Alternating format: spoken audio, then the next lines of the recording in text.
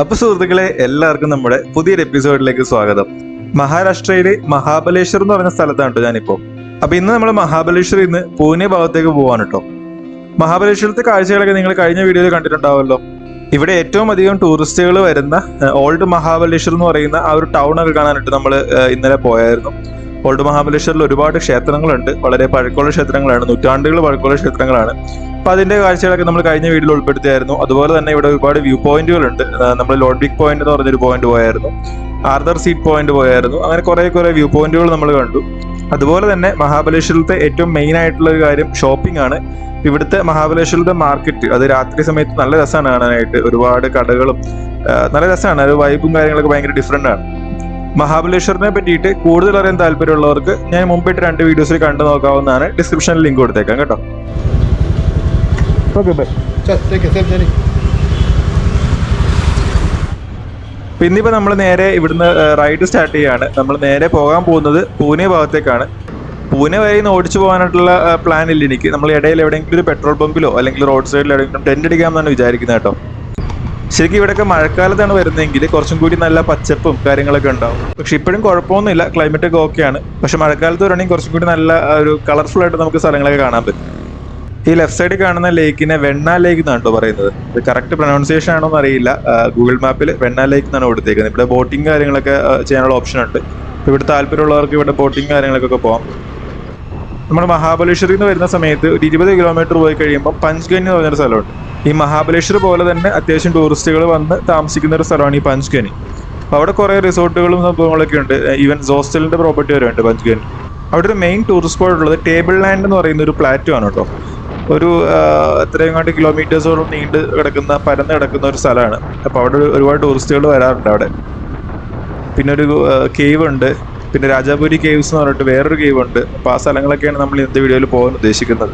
അപ്പോൾ അവിടെയൊക്കെ ജസ്റ്റ് കയറി ഇറങ്ങുമ്പോൾ തന്നെ നമ്മൾ അത്യാവശ്യം ഒരു സന്ധ്യാസമയമാവും. അപ്പോൾ എവിടെയെങ്കിലും ആ ഒരു സമയത്തേക്ക് ഏതെങ്കിലും ഒരു പമ്പിൽ എത്തുകയും ചെയ്യാം. അങ്ങനെയൊക്കെയാണ് വിചാരിക്കുന്നത്. അധികം റൈഡിങ് വീഡിയോസ് ഒന്നും എടുക്കുന്നില്ല കേട്ടോ. നമുക്ക് ആ ഒരു ടേബിൾ ലാൻഡ് പോയിന്റ് ഒക്കെ എത്തിയിട്ട് കാണാം.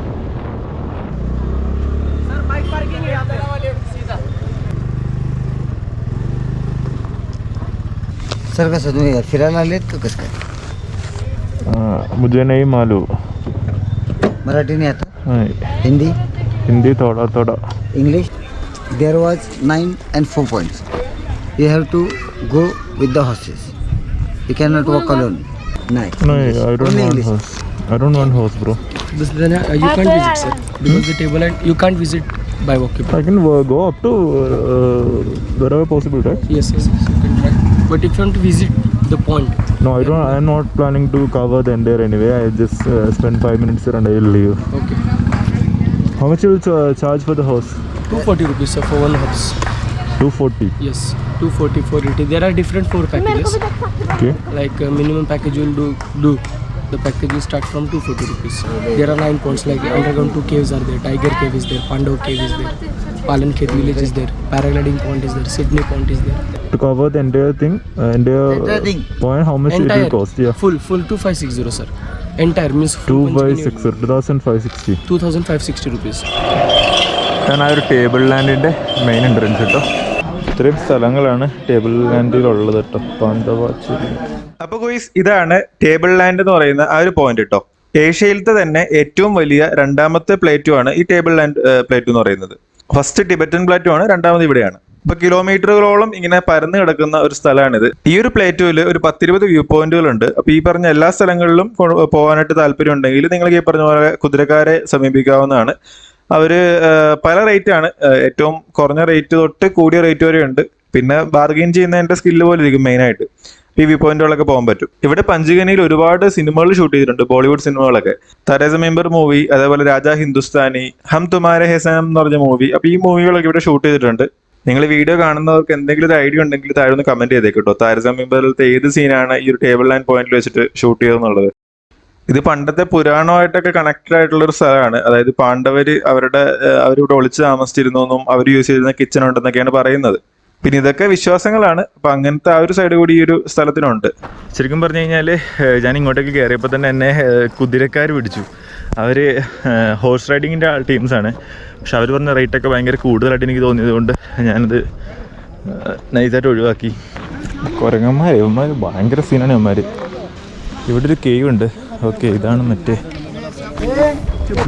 ഒരു ഗുഹയുണ്ട് കേട്ടോ താഴേക്ക്. താഴേക്ക് ഇറങ്ങാം. ശരിക്കും ഈ കുതിരക്കാരന്മാരുടെ പരിപാടി അവന്മാർ കള്ളന്മാരാണ് കേട്ടോ. അവന്മാർ എന്നോട് ആദ്യം പറഞ്ഞത് കുതിരയെ എങ്ങോട്ടല്ലാതെ ഇങ്ങോട്ട് കയറാൻ പറ്റത്തില്ല എന്നൊക്കെയാണ് ആദ്യം പറഞ്ഞത്. നടന്ന് കയറുന്നതിന് ഒരു കുഴപ്പമില്ല കേട്ടോ. നടക്കാനുണ്ടെന്നേ ഉള്ളൂ. നമ്മൾ നടക്കുന്നതൊക്കെ വെച്ച് നടപ്പ് നോക്കുകയാണെങ്കിൽ ഇതൊന്നും ഒരു നടപ്പേ ആയിരിക്കത്തില്ല.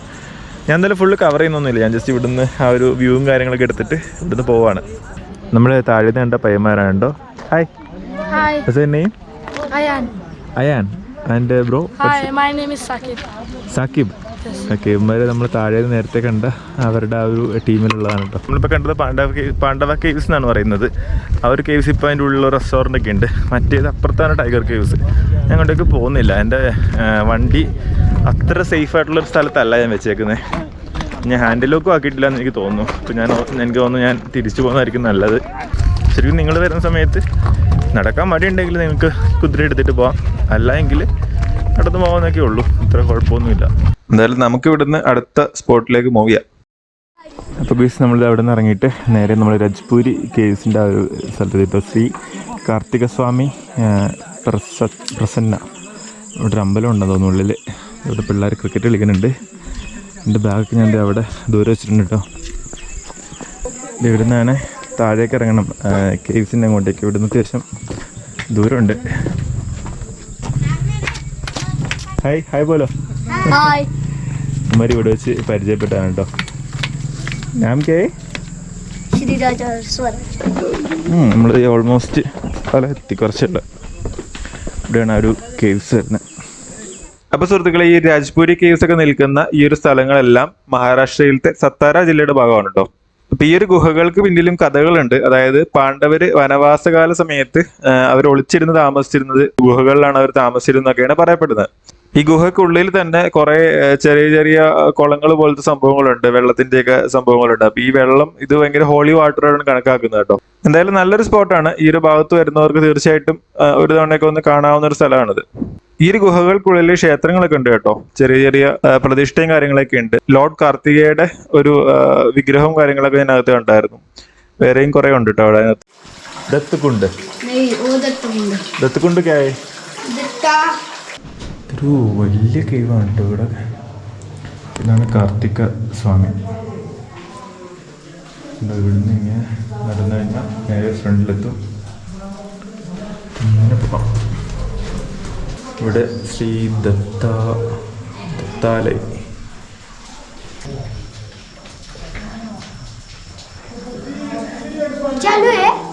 മല്ലികാർജുൻ.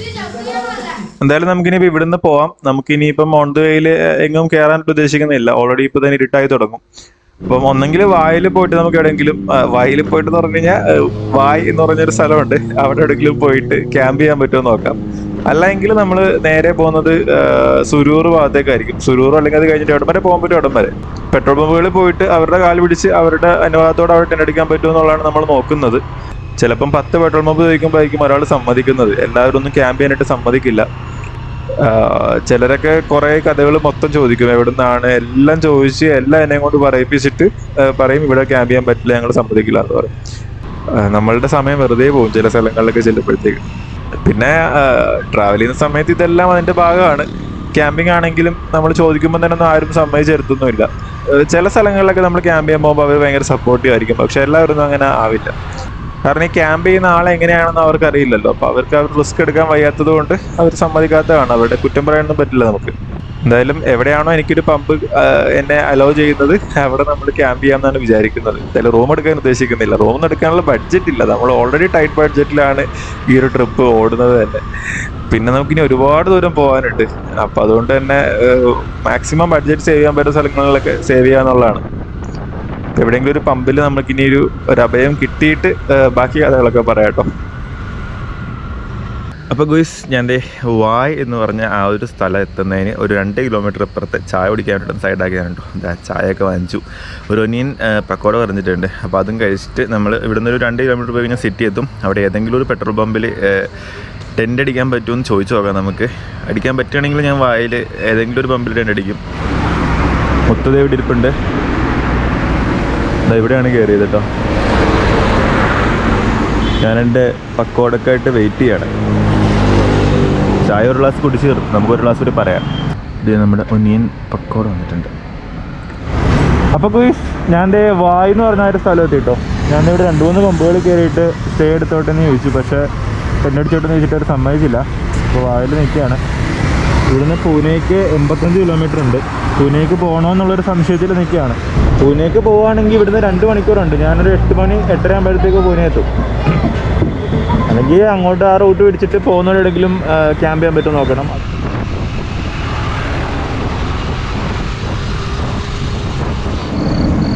സുഹൃത്തുക്കളെ, നമുക്കിത് ഇവിടെ പെർമിഷൻ കിട്ടിയിരുന്നു കേട്ടോ. ഈ ഒരു പമ്പിൽ അവർ ക്യാമ്പ് ചെയ്തോളാൻ വേണ്ടി സമ്മതിച്ചു. ഇത് HP-യുടെ പമ്പാണ്. നമുക്ക് ഇവിടെയെങ്കിലും ടെൻ്റ് അടിക്കാം. ഇവിടെ ഞാൻ ഒരു 3-4 പമ്പുകൾ ചോദിച്ചു, ആരും സമ്മതിച്ചില്ല. ഇപ്പോൾ ഇവിടെ ലൈറ്റുള്ള സ്ഥലത്ത് അവിടെ ഒരു ക്യാമറ ഉണ്ട് കേട്ടോ അതിൻ്റെ മുകളിൽ. ഇവിടെ എൻ്റെ ടെൻറ്റും ഉണ്ട്, എൻ്റെ മുത്തും ഉണ്ട്, 2 പേരും ഉണ്ട്. ഇതാണ് ആ ഒരു പമ്പ്. എന്തായാലും ഈ ഒരു പമ്പ് ഓണർ, ആ ഒരു മാനേജർ, അദ്ദേഹം ഇവിടെ ഇരിപ്പുണ്ട്. മൂപ്പരാണ്. ഞാൻ ചോദിച്ചപ്പോൾ തന്നെ എന്നോട് ചെയ്തോളാൻ പറഞ്ഞു. ഇവിടെ വേണമെങ്കിലും ക്യാമ്പ് ചെയ്തോളാൻ പറഞ്ഞു. ഇവിടെ ടോയ്ലറ്റ് ഉണ്ട്, ഇവിടെ ഡ്രിങ്കിങ് വാട്ടർ അവിടെ ഉണ്ട്. തൊട്ടടുത്ത് തന്നെ ഒരു വെജിറ്റേറിയൻ റെസ്റ്റോറൻറ്റ് ഉണ്ട്. എന്തായാലും ഇന്നിപ്പോൾ ഇവിടെയാണ്. സുരൂർ എന്ന് പറഞ്ഞൊരു സ്ഥലമാണ് കേട്ടോ. സുരൂർ ആയിട്ടില്ല, സുരൂറിന് മുമ്പാണ്. എനിക്ക് സ്ഥലത്തിൻ്റെ പേരെന്ന് അറിയാൻ പാടില്ലായിരുന്നു. ഞാൻ നല്ലൊരു പമ്പ് കണ്ട് ഞാൻ ചോദിച്ചു. ആൻഡ് നമ്മൾ ഒരുപാട് പമ്പുകൾ ഇപ്പം ഞാനിപ്പോൾ ഇന്ന് തന്നെ ഒരു 4-5 പമ്പുകളിലെങ്കിലും കയറിയിട്ടുണ്ട്. എല്ലാവരും നോ പറഞ്ഞല്ലാതെ കൂടുതൽ കാര്യങ്ങൾ അന്വേഷിച്ചത് പോലുമില്ല. പക്ഷേ ഇപ്പോൾ ഇവിടുത്തെ ആൾ, ആ മാനേജറാണെന്ന് അറിയില്ല, ഇവിടുത്തെ ഇൻചാർജുള്ള അദ്ദേഹം ക്യാമ്പ് ചെയ്തോട്ടെന്ന് ചോദിച്ചാൽ ഓക്കെ എവിടെയെങ്കിലും ക്യാമ്പ് ചെയ്തോളാൻ പറഞ്ഞു. പുള്ളി ഒന്നും കൂടുതലൊന്നും ചോദിച്ചില്ല. ഇവിടുത്തെ ജോലിക്കാരാണ് കുറച്ചെങ്കിലും കാര്യങ്ങൾ ചോദിക്കുകയും ചെയ്തത്. എന്തായാലും ഓക്കെയാണ്, കുഴപ്പമൊന്നുമില്ല. അവിടെ ക്യാമറ ഉണ്ട്, ലൈറ്റ് ഉണ്ട്, വെള്ളമുണ്ട്, ബാത്റൂമുണ്ട്, ഏറ്റവും തന്നെ ധാരാളം ആൾക്കാരും ഉണ്ട്. ഓക്കെയാണ്. നമ്മൾ ഫുഡെല്ലാം കഴിക്കട്ടെ. ഗുരുദേവ് എന്ന് പറഞ്ഞിട്ടുള്ളൊരു റെസ്റ്റോറൻറ്റ്, ഇവിടെയാണ് നമ്മൾ ഫുഡ് കഴിക്കാൻ കയറിയത്. അവിടെയാണ് നമ്മൾ സ്റ്റേ ചെയ്യുന്ന ആ ഒരു പമ്പ്. സോ ഇതാണ് നമ്മൾ ഓർഡർ ചെയ്ത വെജ് താലി കേട്ടോ. പപ്പടമുണ്ട്, റൊട്ടിയൊക്കെ നല്ല പപ്പടം പൊല്ലിപ്പുണ്ട്. ഇത്തിരി ചോറ് ചെയ്ത് തരത്തുള്ളൂ. പിന്നെ ഇത് എന്തൊക്കെ കറിയാണെന്നൊന്നും എനിക്കറിയാൻ പാടില്ല. എന്തായാലും നമുക്ക് തിന്ന് നോക്കാം. പയറ് കറിയാണ് കേട്ടോ. ഇത് ദാലാണ്. കറി കുഴപ്പമില്ല കേട്ടോ. എന്തെങ്കിലും ചായയും കൂടി വാങ്ങിച്ചു. ഗുയ്സ്, ഇവിടെ പമ്പിൽ ഡീസൽ തീർന്നു. അപ്പോൾ അവർ പെട്രോൾ പമ്പ് അടയ്ക്കുകയാണെന്ന് തോന്നുന്നു. അപ്പോൾ എന്നോട് പറഞ്ഞ് ഇവിടുന്ന് അകത്തൊരു റൂമുണ്ട്, അവിടെ പോയി ക്യാമ്പ് ചെയ്തോളാൻ പറഞ്ഞ്. അപ്പോൾ ഗുയ്സ്, ഞാൻ എൻ്റെ ടെൻ്റ് എടുത്തിട്ട് ഈ റൂമിൻ്റെ ഒരു റൂമുണ്ടായിരുന്നു. റൂമിൻ്റെ വിൻഡോ ഓപ്പൺ ആണ്, പക്ഷെ എന്നോട് ക്യാമ്പ് ചെയ്യാനായിട്ട് നമുക്ക് സെറ്റാണ്. ലൈറ്റ് ഉണ്ട്, പ്ലഗ് പോയിൻ്റ് ഉണ്ട്, 2 പ്ലഗ് പോയിൻ്റ് ഉണ്ട്, സെറ്റാണ്. ആവശ്യമുണ്ടെങ്കിൽ ആണെങ്കിൽ ഡോറ് അടച്ചിടുകയും ചെയ്യാം. സൂപ്പർ. എന്തായാലും അവിടുത്തെ ബ്രോ കമ്പനി ആയപ്പോൾ അവരാ പറഞ്ഞത് അവർ പമ്പ് അവിടെ ആളില്ല, തിരക്കില്ല, അപ്പം പമ്പ് ക്ലോസ് ചെയ്യാണ്. അവരെന്തായാലും ഉണ്ടാവും രാത്രി, പക്ഷെ അവർ ഫ്രണ്ടിലത്തെ ലൈറ്റും ഒക്കെ ഓഫ് ചെയ്യും. അപ്പം എന്നോട് പറഞ്ഞ് അവിടെ നിൽക്കുന്നതിനേക്കാളും കുറച്ചും കൂടി ഇവിടിനകത്ത് വേണമെങ്കിൽ നിന്നോ, സേഫ് ആയിരിക്കും എന്ന് പറഞ്ഞു. ഞാൻ ഇവിടെ കൊണ്ടുവച്ചു.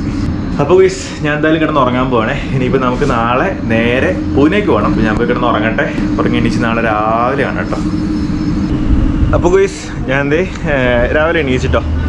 ഇന്നലത്തെ ഉറക്കമൊക്കെ ഭയങ്കര കംഫർട്ടബിൾ ആയിരുന്നു. ഞാൻ രാത്രി ഒരു 4 മണിയായപ്പോൾ എണീച്ചായിരുന്നു. എണീച്ചൊന്ന് പോയിട്ട് വീട്ടിലൊക്കെ പോയിട്ട് പിന്നെ കിടന്ന് ഉറങ്ങിപ്പോയി. എന്നെ രാവിലെ ഇവിടുത്തെ ഒരു ബയ്യ വന്നിട്ട് ഗവാലോ മലയാളത്തിൽ പറഞ്ഞ ഇടയ്ക്ക് അമാവാസി ഇറങ്ങിപ്പോടാന്ന് അവർ വന്നിട്ട് വിളിച്ചെണീപ്പിച്ചു, വിളിച്ചുണർത്തി. 7:30 ആയിരുന്നു, ഞാൻ ഉറങ്ങിപ്പോയായിരുന്നു. എന്തായാലും നന്നായി, അവർ വിളിച്ചുകൊണ്ട് ആ സമയത്ത് എണീച്ചു. എന്തായാലും നമ്മുടെ മുത്തിവിടെ ഇരിപ്പുണ്ട്. ഫുള്ള് ഞാൻ പാക്ക് ചെയ്ത് ഇവിടുന്ന് പൂനെക്ക് ഒരു 2 മണിക്കൂർ റൈഡുണ്ട്. അത് ഞാൻ അവിടെ ഇരുന്ന് അടിച്ചു. അപ്പോൾ അവർ പറഞ്ഞു അകത്ത് റൂമുണ്ട്, അവിടെ പോയി ടെൻ്റ് അടിച്ചു, കുറച്ചും കൂടി സേഫ് ആണെന്ന് പറഞ്ഞു. അപ്പോൾ അങ്ങനെ അതിനകത്തേക്ക് പോയതാണ്. അപ്പോൾ ഇതാണ് നമ്മൾ ഇന്നലെ സ്റ്റേ ചെയ്ത ആ ഒരു പമ്പ് കേട്ടോ.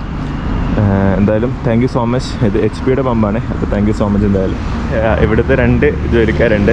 ഒന്ന് ഈ ബ്രോ ആണ്. ഹായ് ബ്രോ, നാം കേ? ഗൗരവ്. ഒന്ന് ഗൗരവ് എന്ന് പറഞ്ഞൊരു ബ്രോ ഉണ്ട്. അതുപോലെ തന്നെ അവിടെ ഒരു ചേട്ടനുണ്ട്. രണ്ടാമത്തെ ആൾ ഈ ചേട്ടനാണ്. ഹായ് ചേട്ടാ. ഹായ്. അപ്പോൾ നാം കേ?